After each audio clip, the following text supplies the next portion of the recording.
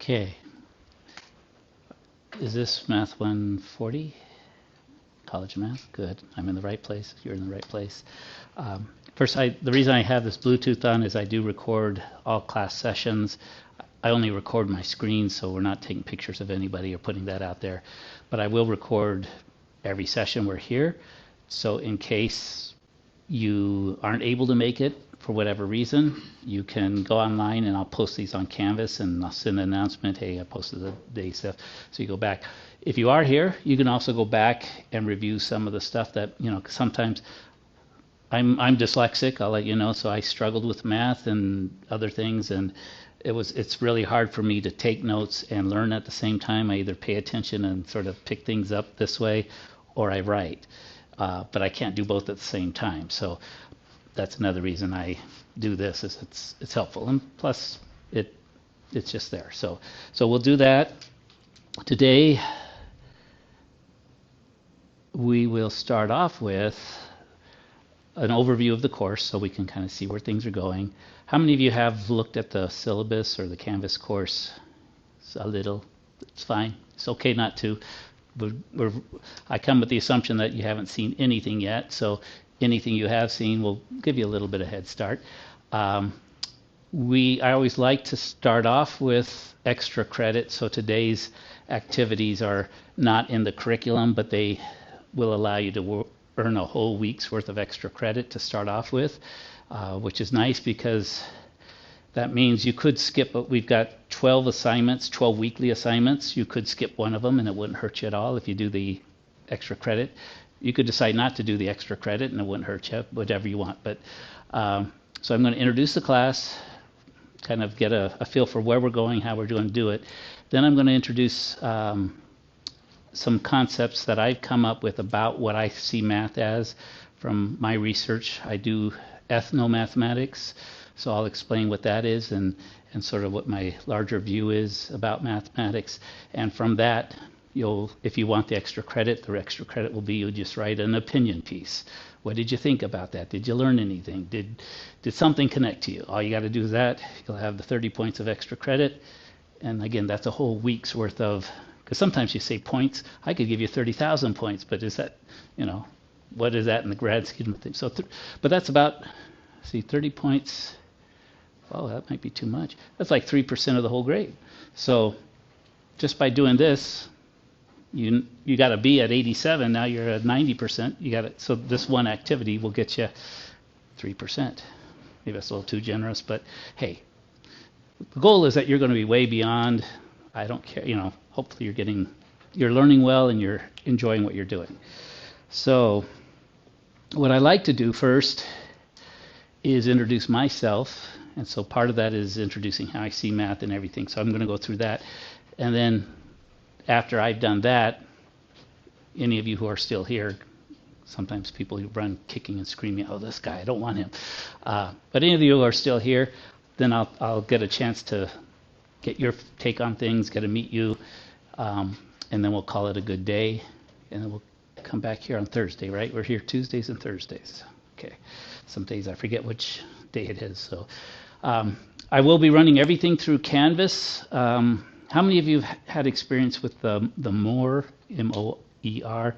We do use that, but I embed it into Canvas so you might not even know that you're using. I mean, if you've used it before, oh, that looks like more stuff. But it all happens within Canvas. You don't have to get a separate account or anything, and it updates. And it seems to be, it makes it more of a seamless process. So I'll click on this. Welcome to this course, I think. So actually, if you were to watch this is like over an hour long. I'm going to do part of this, maybe not all of this, but this is a recording of what we're doing, so I guess there'll be a recording of the recording. But so I do a little presentation. There's information about the course. If you go to about your instructor, I have a brief bio. So that's there.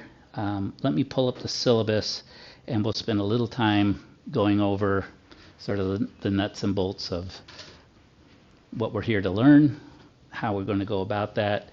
And see, let me download it because it's easier to show that way. Okay.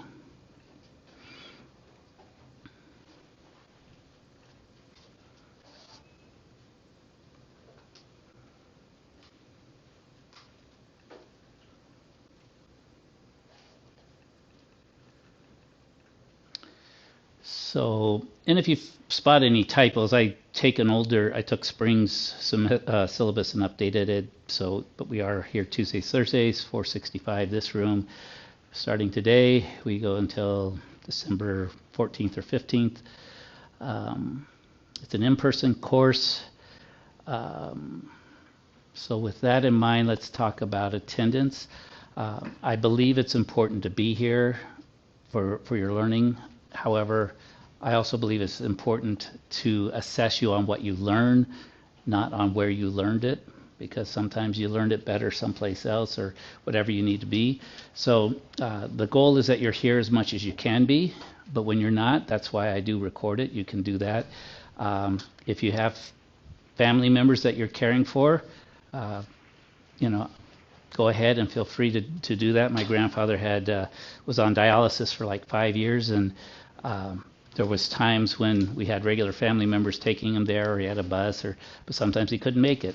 One of us would have to put down what we were doing, get Grandpa to dialysis. He goes a couple days without dialysis. That's not good if you've had any family member that did that. So the idea is I want you to focus not on, and we'll get kind of in my presentation, I go over I only have 2 class rules, and I'll bring that out, but I don't want you focusing on, you won't be graded on behavior, you're graded on what you learn. So that sometimes that's good. It's not grading on the effort, but putting in the effort generally results in better learning, and so, but we'll assess you off of what you learn. A calculator is helpful, but also don't run out and buy one. I use a lot of apps through Canvas that link you there. I'm a strong proponent of using the phone, so actually, and you'll be able to use them on the test. I know most say, oh, no phones because it's got internet access and you can cheat through there. Sure, you can, but what you can also have is some really nice apps. So there's we get into financial math. I'd like you to have that app here, because if you go in and you see a car, oh, I want to buy that car, you've got your app and you can check on the financing, make sure they're not messing you over. So that's what I want you to be able to do, is I want you to be able to bring what we're doing in this class into your life. That's what this is about. Part of what it's about, at least. So it is an academic class, but it's also something where you'll find a lot of uses in your personal life. So we've got apps, tablets, online. We'll have a lot of different ways to do things. But you could also use a handheld calculator. So if you have one, you're welcome to use that too. These are all the competencies. I usually don't read through it because it doesn't make sense now, but when we get done, if you look back at this, you go, oh yeah, I learned all that stuff. You read it now, you go, what is that stuff? Well, we'll deal with it one topic at a time. There is no textbook required because we actually provide it. It's in Canvas, it's in more, but it's all, we'll show you all that. So it's in there. You might, again, I've done a lot of work at looking at different learning styles, what's helpful for people. Some people learn well by picking up a book and reading through it. We do provide that. Others learn better through a video. We provide that. People learn better on one-to-one interaction. We provide that. Okay. So we have our Canvas online system. We use the homework system. So basically, if you come to Canvas, you've got everything that you need right here. There is a workbook that goes with this course that you can buy printed at the bookstore. I think $20, $25. Prices change from time to time, but that might be helpful if you're a person that likes paper and pencil and likes to underline stuff. It's not required because, again, it's all here in electronic form, but it is available should you choose it. And again, if you're not sure, I say let's get through the first 1 or 2 weeks and you figure out if you feel like, I think I might be better with a printed version, go get one. Maybe you're better with a electronic version. Okay. We do need email. I don't know that we need webcams anymore. Some of this is left over from, there's still some COVID stuff in here from when we were, not in person, but we'll see. So we got Canvas. Let's see, where else? Okay, this is the most important part, is a suggested pacing. So it kind of gets over. So you'll see today we're doing an introduction. We'll take a look at ethnomathematics. Again, nothing that's going to be tested on, nothing that's required, but an opportunity to see a different side of math than you may have seen before and earn 30 points of extra credit. Thursday, we will get into our first unit of instruction, which is measurement and dimensional analysis. So that's something you will probably use in your life at some time, measuring things and all that kind of stuff. And the way the flow goes is Thursdays will be sort of full instructional days. I will present the lesson. We'll do some learning activities. I try to make it as interactive as possible, but also I don't like calling people out or making people do things they don't want to do. So a lot of the initial part is more lecture, and I give it to you, and then we've got some activities. Typically from the past, these run about an hour in time. We've got almost 2 hours of class time. So what that gives us is we will do the instruction here.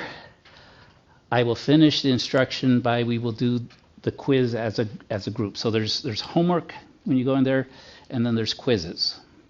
Now it seems weird that we do the quizzes together, but so maybe they shouldn't be quizzes. Maybe I don't know what to call them though. But that's what they're called in the homework stuff. So we do the quizzes. It's like 5 or 6 problems. Similar problems are in the homework, so what it does is I find if we can do the quiz together, it usually gives you enough information that when you get into the homework, you're up and running. You at least see how to do it. And again, that's where my interactive thing is. I'll actually work through them. You can have your computers open and working through them at the same time. The thing is, when we do work on the quiz, your questions are slightly different than mine. Our numbers are different. But that's okay. I'm just trying to make sure that sort of close that circle. So I teach the lesson, and then we sort of do an assessment. Did you understand enough to work through some of the types of problems? Because sometimes they're a little different. So we'll do that on our instructional days. That sets you up. You have the weekend to get the homework, work on that. That's more problems. I don't know, 50. Depends on the unit. What we do on Tuesdays is we've got open work sessions. So here's the thing is, again, we talked about attendance, but say you go home, you get the homework done, you get it all done, and what do you do on Monday or Tuesday? Well, yeah, you've already got it done. Well, maybe take a break, come in here. If you want to get ahead, you could, but so these are work days where we can go through and review, and you don't need to go to outside tutoring. You can come here. I will tutor, I will work with you. Again, if you miss this one, there's the recording, so you can watch what happens, so you never really have to miss it. But these are times to interact one-on-one. If you get done, so good thing is if you go through here, work on it over the weekend, get it done, and then take a break on Tuesday. That's fine, because you can. You've already got it. And then we do chapter 2, same thing, chapter 3, chapter 4, and we go through. Then we're going to have a midterm review, which is chapters 1 through 6. So we have dimensional analysis, we have equations, we have percentages, we have modeling. So these are all kind of similar uses of mathematics in sort of everyday settings. Chapters 5 and 6 are the math of loans and savings, so financial. That's what I mean is I want you to have that app on your phone so you can do your planning. And you'll be able to do that. This is, I was in financial planning for 13 years before I came to teaching. I taught for 1 year at high school, didn't do so well, went someplace else, and worked in financial planning for 13 years. And so I'll teach you the way the professionals do it. And they don't do all the formulas, they break out a calculator. And so we'll show you how to do this so that it's, you'll be able to sit there and boom, boom, boom, and have your answers. Again, using math to make decisions that affect your life, making good decisions, hopefully, better than some of the ones I made, okay? We'll test you on chapters 1 through 6, so we have a review, a practice test, we'll go through that, and then we'll have an in-class test. It's, if I remember correctly, it's somewhere between 20 to 30 questions. They're all multiple choice. So we give you all the answers, we just hide them inside of 3 or 4 wrong answers. But all you got to be able to do is pick out the right answer. So we'll work with you on that. And then once we've done 1 through 6, we're kind of done with that. So this is not a class that necessarily builds on everything. Sometimes when we're done with percentages, we use them again here, but you know, some of the same with financial math kind of stands by itself. We don't necessarily have to use it in the future classes, future lessons.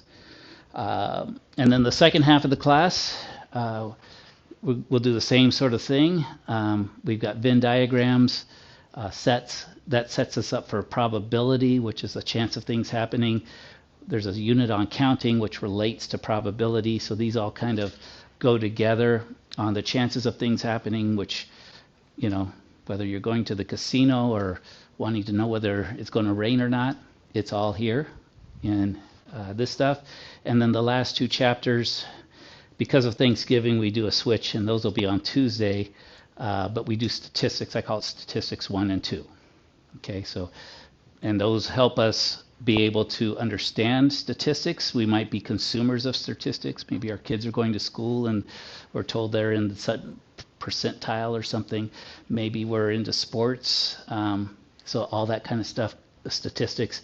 And then our final exam, 7 to 12. Okay, so notice we don't go back to the beginning. It's just so six chapters at a time. The other thing is, and this is suggested, but it follows pretty good. So 1 day of instruction, you know, about an hour of instruction, and then we learn by doing, working through the content. And I'm here for you. You know, if you ever get behind, come in on the day, we'll get you caught up. But hopefully, if you can stay on track with things, it'll be much better. There's another option, because I like to give options, and that is you can do a term project, and it's not too bad. I'll talk about it a little bit more, but I call it the Math of Blank, where you do a little bit of research on how math is used in some topic. And then you write a little paper about it, 4 to 5 minute presentation. You can record it on a video. You can give it to us. We'll figure out a way to make that happen. It's really low key. But what I do is, I can't remember what I said, but I think it accounts for 200 points. So the exams, the way they're set up, they're worth 300 points each. So 600 points. What you could do is basically make those each worth less and make your project worth about 1/3 of a test. So that would be like, so people who don't like tests, or maybe you don't feel like you test so well, that might be an option you go with, a little project. Okay, I'll give some examples a little bit later in the course, and we'll go with that. And again, there's some rules in here, but some of this stuff the coordinators wrote, you know, the stuff in bright red. I usually don't go in bright red, so, but you really don't want to fall much more than a week behind. Okay, if it happens, you get sick, got to do something, I understand. But try not to go much further than that. It just becomes harder. It becomes harder. There's more to catch up on. And the activities are designed for a week's worth of work. So let's do the math. It's a 5-credit class, which means to be a 5-credit class, it should have 5 hours in class, which we do 50-minute periods. And then there should be double that, about 10 hours of work outside of class. So that's the way, that's their thinking, is that this class should take about 15 hours a week. So if you miss a week, that means now you got 30 hours of work. Now, you might be able to do it in less, but maybe not. So the goal is to try to stay on track, try to keep moving. And again, the best one, do the extra credit, so you could even skip a week and not have it affect. So I do the grading based upon points, so it's 1,000 points total. You could think of it as 100% if you want. It makes it easy with the percentage. So tests are worth 300 points. That's 30% of the grade. The extra credit is 30 points. That's 3% of the grade. So it's easy to do the switch. But we got online homework quizzes, and remember, we do those homework quizzes together. We do them in class. So if you're here, you should get them done. And then remember, we got a day, just come to class, we'll get you through the homework, you know. Or do it on your home, but just make sure you're getting those done. That's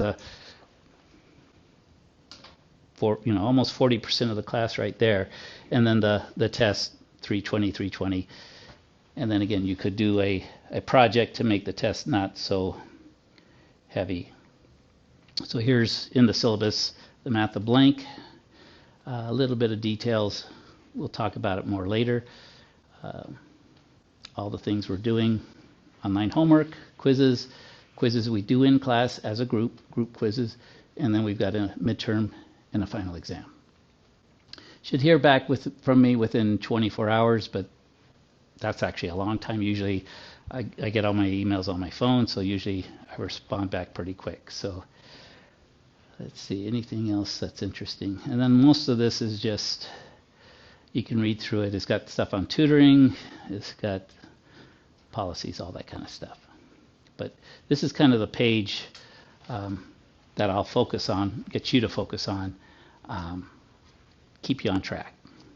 Okay. Any questions about the course, grading? Yeah.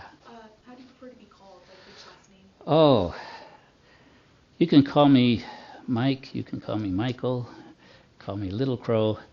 I did get my doctorate in the spring, so actually you could officially really call me Dr. Little Crow if you want. My mentor christened me Dr. Mike because he goes by Dr. Mike, so you could call me Dr. Mike. Mike or Michael's fine. Yeah, thanks for asking. Okay. So that's our syllabus. Again, it kind of gets things, but again, what I'm looking to do is assess in a way, first getting you to learn about mathematics, and then assessing it in a way that is fair and represents, so that when you get the grade at the end, we both look at you, yeah, that's what I earned. Okay.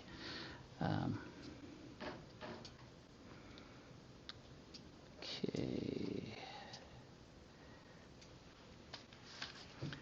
Let's see. There's all this stuff. First steps, again, a lot of generalized stuff. And then what you'll do is you'll find, here's some tutor resources. I'm going to put that down so you can check those out. So when we start off in chapter 1, you could see right here there is a textbook chapter. So if you do that, that's a PDF file. So that's just the chapter 1. You're welcome to pull that down, take a look. You might, again, depending upon your learning style, you may want to read through that. You may want to just, in a math book, usually I would just scan it for maybe examples, however it works. Or you might want to look at it after the lecture, something like that. We've got these things called mini lessons, and what those are is some questions and some videos that provide instruction. I have them set as 0 points. We use them primarily in our online courses. That's really the way the instruction happens in the online course. So they're still there for you as a resource, but you don't have to watch them if you don't want to. But you might find if you come in here, and I'll show you that if you click on this, it opens like this. It's actually connecting with more. This is actually, it's sort of like a window into more. So you didn't actually have to go into the software. They're connected here. I'll just do a teacher preview. It says 50 points, but I don't have them count. So there is a video, and then usually the video is followed by some problems that you can try to work on. So it'll help if, especially again, if you missed or something, or maybe with the homework, you can come here and you might find a video that explains how to do it. And they give you a couple tries, and here's another video and some other stuff to try. And so those are the mini lessons, and you know, give them a try. Maybe they're helpful, but they're not required. See if I get back here. Then what we will do in class is this chapter 1 homework. So I'm just, quiz for chapter 1, and I'll show you just quickly. Go to the teacher preview. We will work through these together, and they're all 5 or 6 problems, but they give us a nice overview of what we've learned, and then you're set to go back and do the chapter 1 homework. And on the homework, you get multiple tries. You can't ever, and if you don't get it right after so many times, you can try a similar type problem. So you get 100%. What I do is, as long as you earn, how much? Oops. Yeah, I was going, because Bree knows, so I was going to go with 80, but I says I probably can't get away with that since I did. So 70%, as long as you earn 70% on the homework, you will get 100%. Okay, so I'll manually go there. Might not every time, but so you can keep working till you're 100%, but if you get it to 70, you can say, okay, that was enough. I'm going to get my 100 points, so I'm happy. That's fine. Okay, so get them to 70%, you get all the points. And the reason I do that is I have some experience, again, being financial planning. I did real estate. Whenever you go take a test to get certified for something, what do you need to pass? Usually 70%. And then you got your license. Now you're a professional. And you got 70%, you got the same license as the person who got 100%. So nobody knows the difference. I don't, and in fact, a lot of times they don't even tell you what you get on the test. It's you either got 70%, you either get your certificate or you don't. So if you got less than 70%, and you got your certificate, you got 70 or better, but they don't tell you the score. So that's how I'll work through the homework. And it allows you to jump around a bit, because what this class is really about is exposing you to a lot of different types of math. Okay. So as you get exposed to it, you see what you can do. Some of it you're going to use, some of it might not be all that interesting and you just want to get away from it. That's fine. But it just shows you all the different types of math that are out there. Okay. And then when you go into the homework, you'll see it's more problems, but they're very similar. They're similar to the quiz questions and everything. Okay.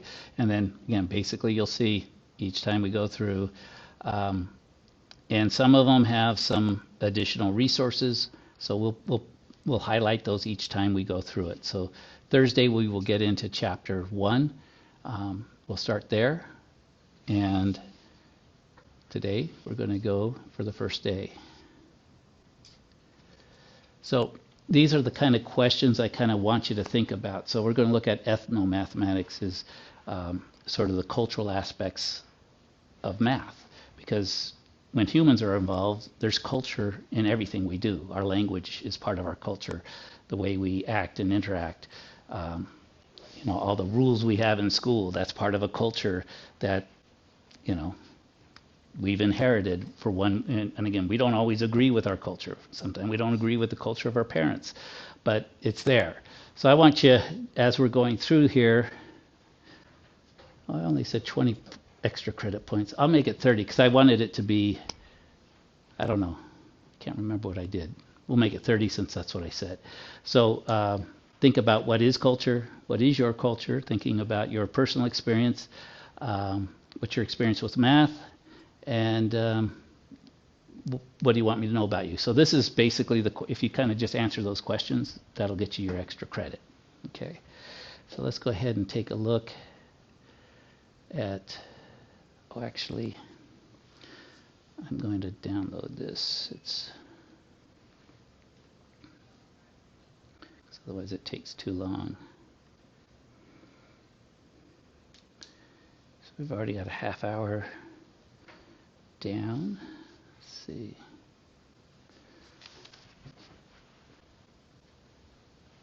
Oh, there it is.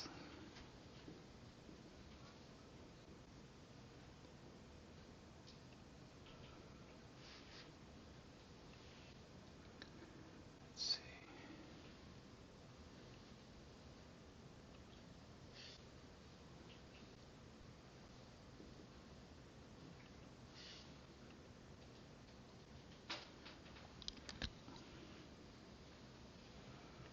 That's what I want.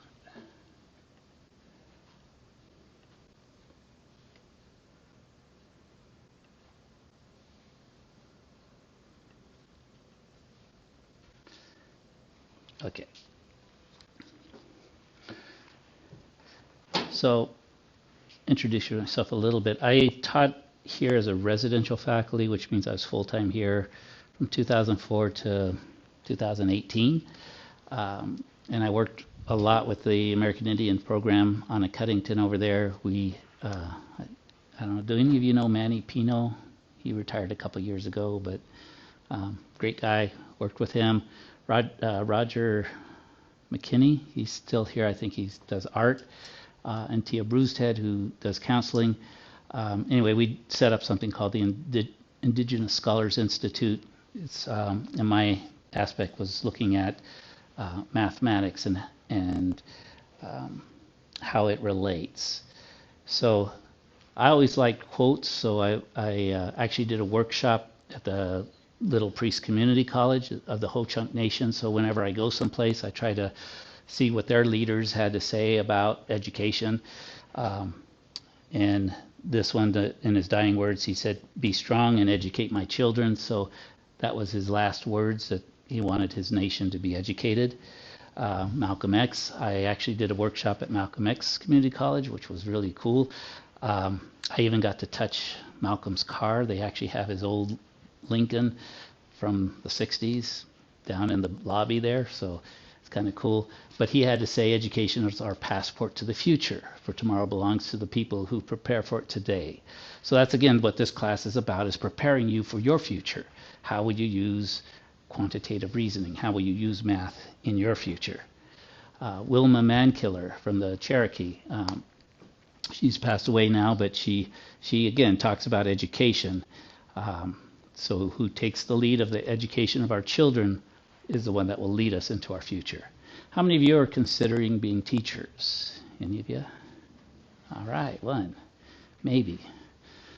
Like I said, I did it for a year and got away, but then I came back to it. So and I'm glad I came back. To me, it's like the best thing. I was trying to retire early when I was in financial planning because I was so much stress and everything.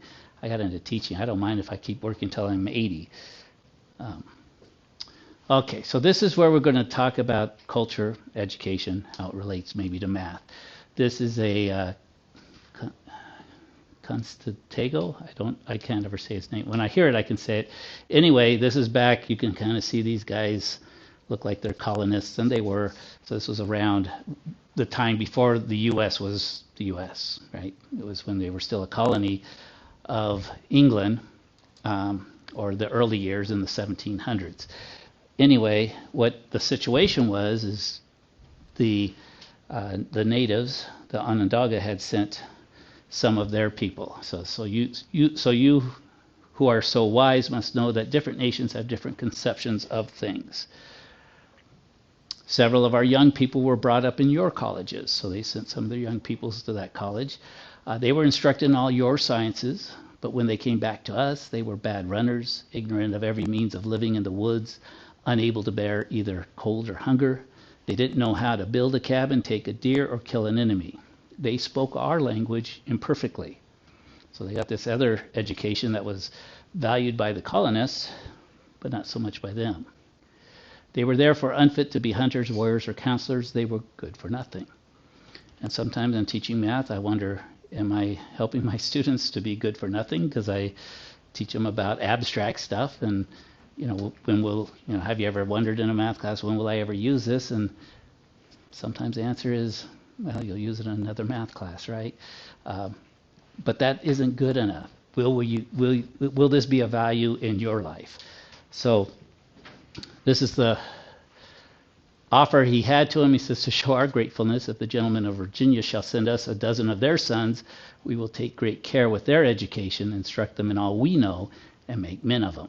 Again, this was 1725. But think of this. So the colonist sends over their sons, and they get the training to be an Onondaga, which might prepare them well for life in those villages. When they return to their village, would they be welcome back? Maybe not. And again, from my family, I have this experience.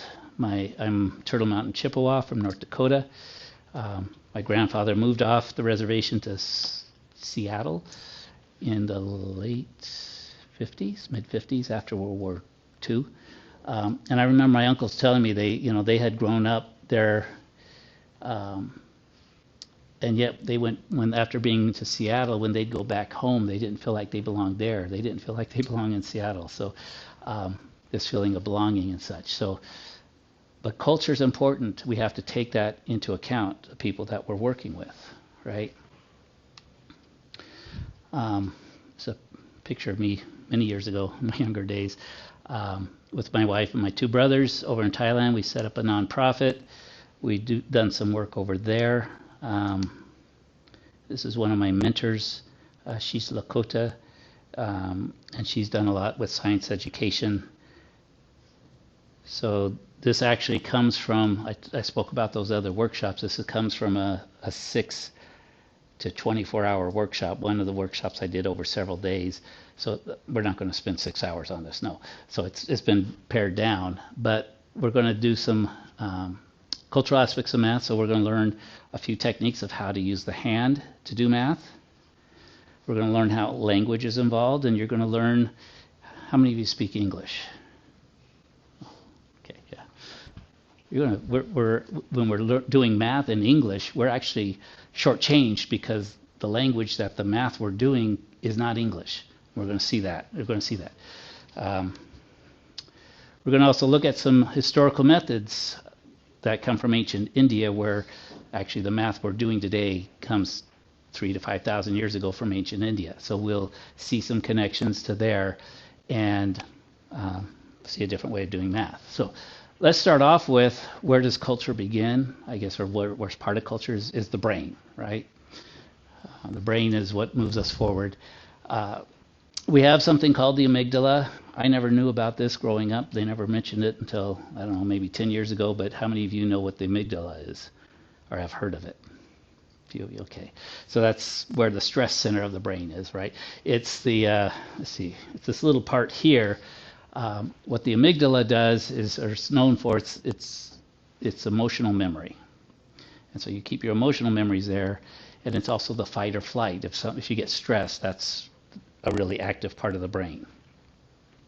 Well, when researchers looked at this, and they looked at math anxiety, they found that when students take a problem in, a math problem, a word problem, they process the information through the amygdala, which is emotional memory, right? Not the math memory, the emotional memory. And what they found is that if they had stress involved in this, which oftentimes does in math class, they would get more activity in the amygdala than in the prefrontal cortex, the part of the brain that does the math. So all the activity is happening in this emotional center, and they have a hard time. So even as minor a stressor as seeing a frowning face before answering a question can decrease a student's ability to remember and respond accurately. So, you know, I remember some of my math teacher. In fact, the reason I didn't take math my senior year of high school was I dropped out of math my junior year because my teacher just picked on me. Just put, whatever I tried to do something, he put me down. So, yeah, get out of it. But here's the good news. That was sort of the bad news. When engaged in mathematical problem solving, well, not quite yet. Highly math anxious individuals suffer from intrusive thoughts and ruminations. So it's as if the energy they need to solve the problem is getting used up in the emotional part of the brain. Okay, and there's just blocks and stuff, and they're worrying about things. Here's the good news. It says this stress reaction may hit hardest the students who might otherwise be the most enthusiastic about math. So my suggestion, or my words, is that if you find yourself in this position, I found myself in this position, you might be one of these. It might be because you're getting the stress because you do care. And because you care, you could be, if we find a solution to this stress that's caused by the amygdala, you could be doing wonderful things with math. So let's look at the brain again. Amygdala is down here, face memory. So this is like, emotional memory, right? It's all down here. Where's the math part of the brain?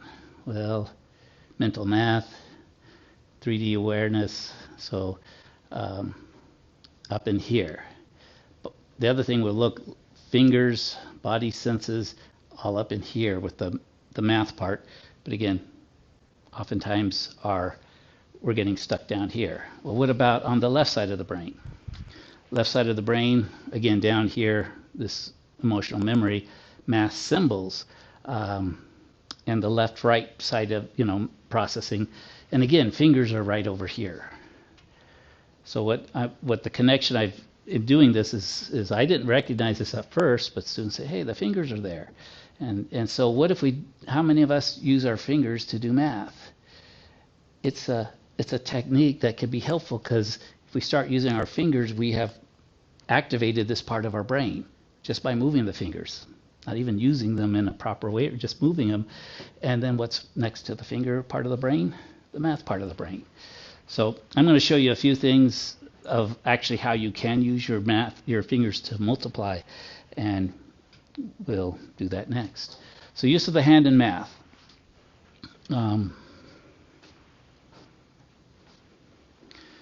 Multiple ways, right? So how can we use it? Some of us count out this way, right? Some of us start with this finger.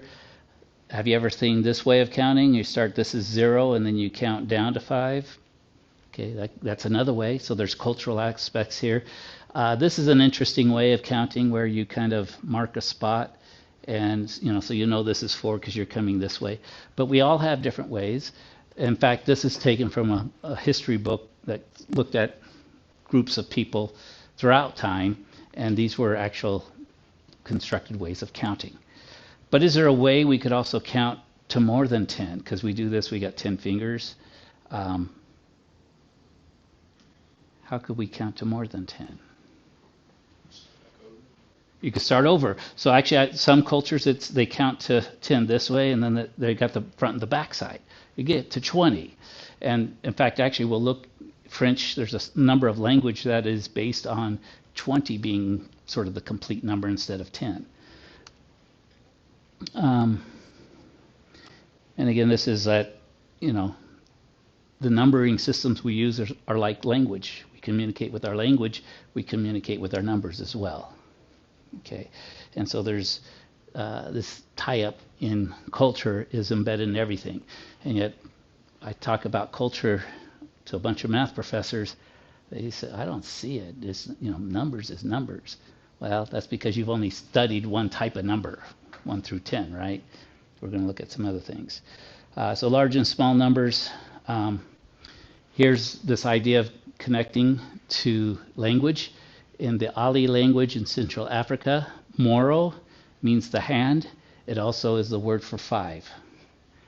And mubuna, which is moro buna, literally 2 hands, is the word for 10. So you see how in their language there, they've connected the hands to math. Another language, this is in Oceania, luna is 5. Luna is the hand, it's also 5. And la luna, 2 hands, 10. Okay, so the way they use their language.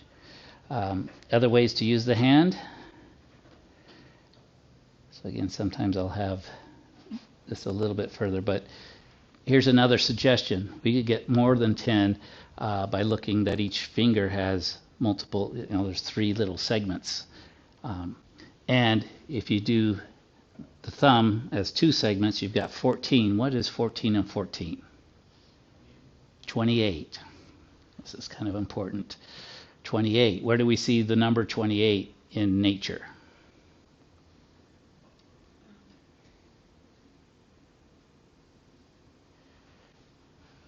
If this was spring semester, we might get it a little closer because we'd be in January, and next to January is February, which has 28 days. February is the only lunar month that's left over from other cultures. Many cultures have a lunar counting system. The cycle of the moon is 28 days. Full moon to full moon is 28 days. In fact, in native cultures, when a woman is on her cycle, it's called being on her moon, because that matches the menstrual cycle is about 28 days, matches with the moon. In Indochina, what women used to do, because in their culture, not the date of birth that was important, the date of conception. So how do you know when the date of conception is?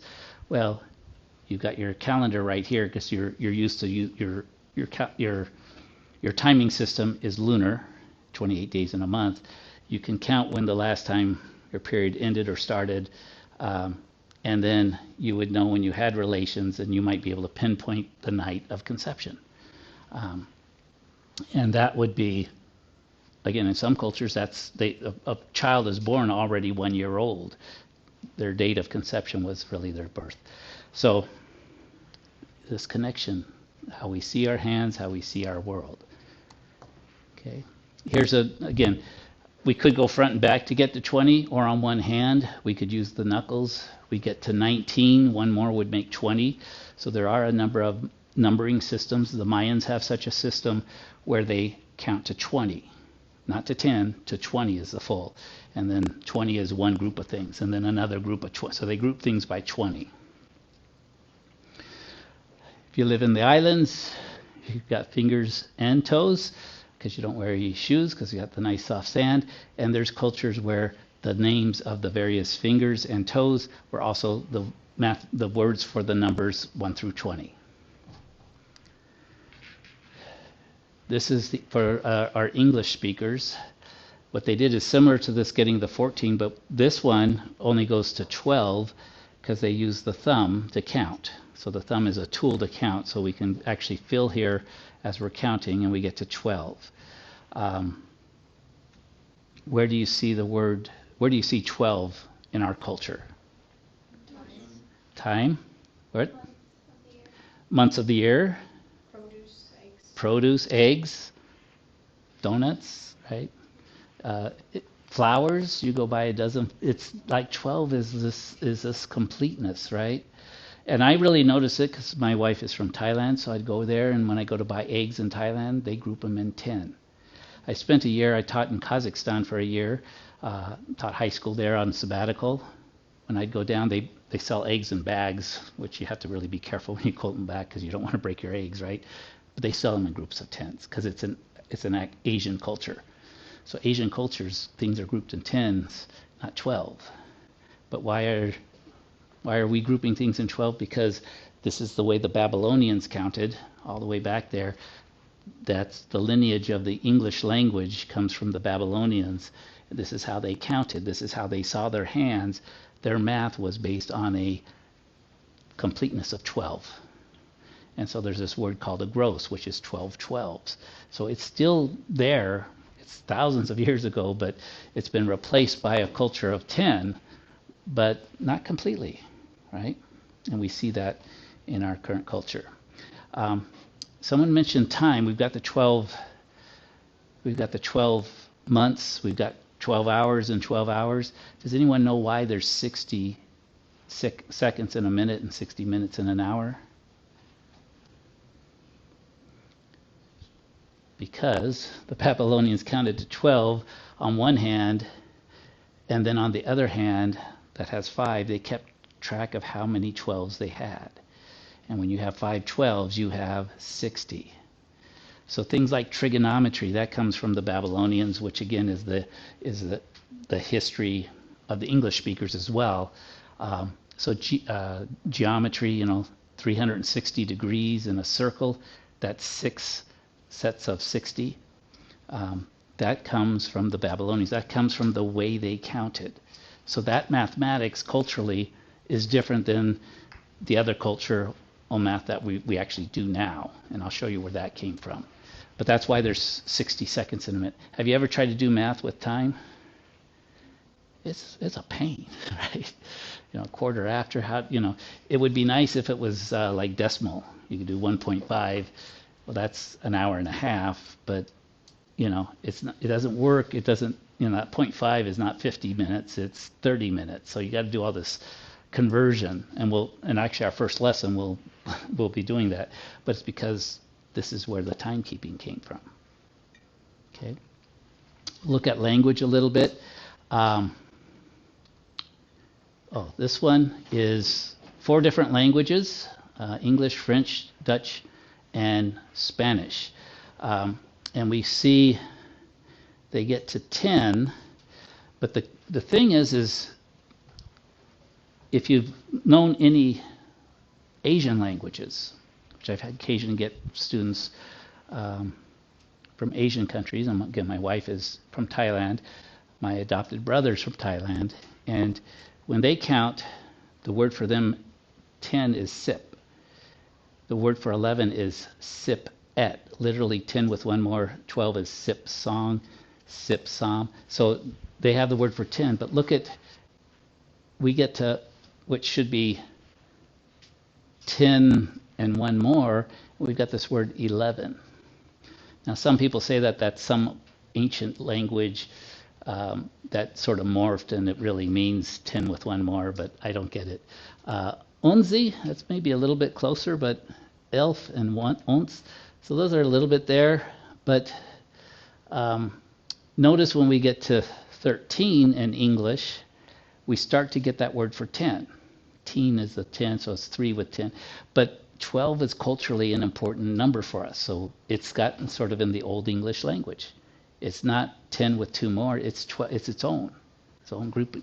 For Spanish, we get to 15, quince, you don't see the word for 10 yet. You don't see it until you get to 16, right? Seis, literally 10 with 6 more. But 15 is culturally an important number in the Hispanic culture. Does anyone know something that's special about 15? So that's when the young girl becomes a woman, right? So it's embedded in the culture, it's embedded in the mathematics. And this is what I'm going to say is that when they do tests up through the 4th grade of how students do in math internationally, English speakers, Spanish speakers, we're not at the top. We're struggling because at those early years, we have a language that is not base 10. Notice the Asian students will do well because their language at 10, 11 is always whatever their word for 10 is with 1. So their language is communicating that to them. I'm also going to show you a lot of native languages have that same structure. And so the work is as native tribes go back and reinvigorate their language, often what a side effect is that their math picks up without ever doing anything specific about the math, just using their language because their language is a base 10. Okay, but you can see English, Spanish, we're not there. And actually French, if you look at French, it's actually a base 20 language, but we'll get a little bit off. So here's another look. And again, you can see the 16, 15, 16 has the dese, seis, the 10 is in there with the 16. Which one? This is a Ho-Chunk language, and again, it's a little hard to read, but if you see the 10 and then you see 11, you can kind of start to see. It's been a while since I looked at this one. Sana. You start to see this part. The sana is the word for 10. You see the word for 1. So you see what they've done is it's still this base of 10 is complete. 11 is 1 more than 10. So the sana, and again each time, nope, there's the 2, there's the sort of word for 10, tani, there's the word for 10. So it is a base 10 language, the Ho-Chunk language.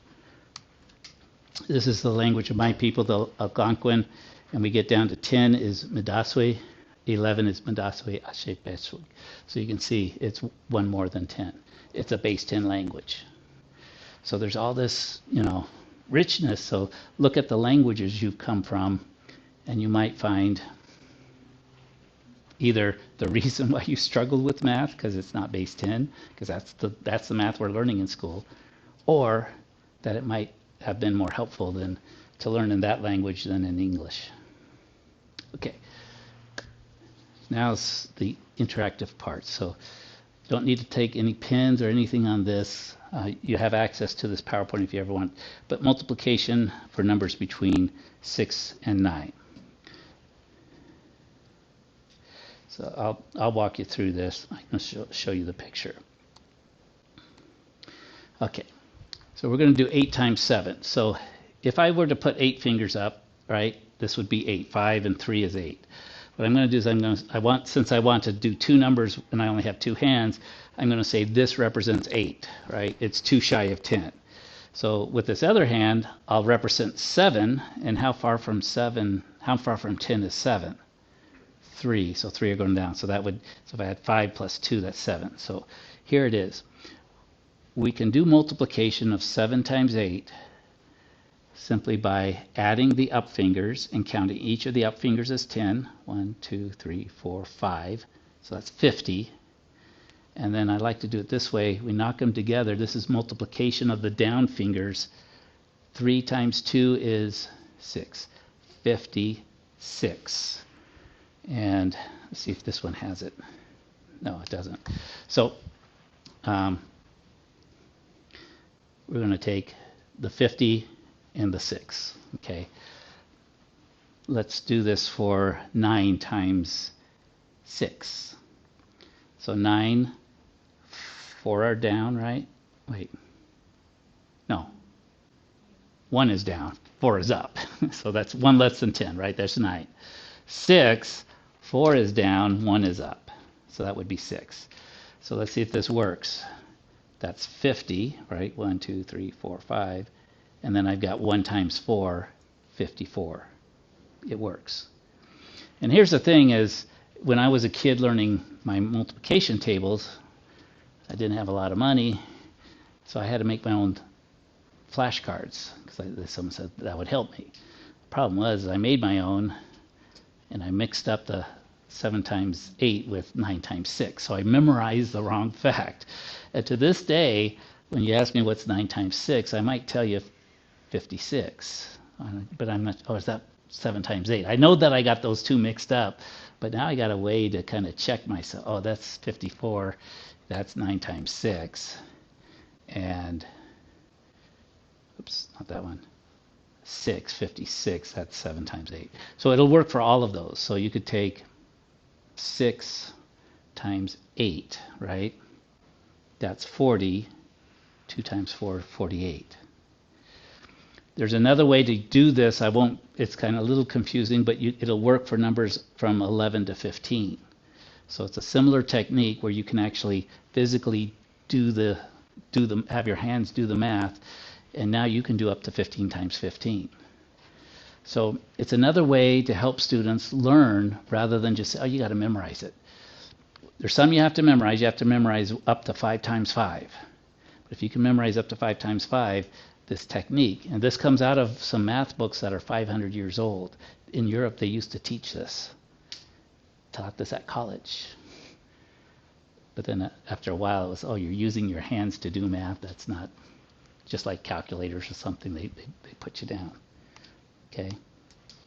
So this was my, see why I didn't become the art teacher.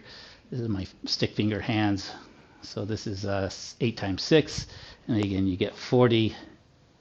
So you're adding the top, multiplying the bottom, get your 48. Okay. So walk through these.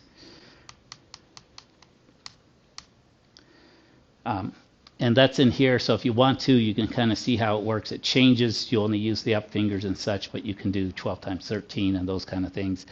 I just picked this up from a book, and sometimes I can use them, remember them, but other times I go on. Let me see. So we're almost there. Actually, I'm going to stop here. If you're interested in the other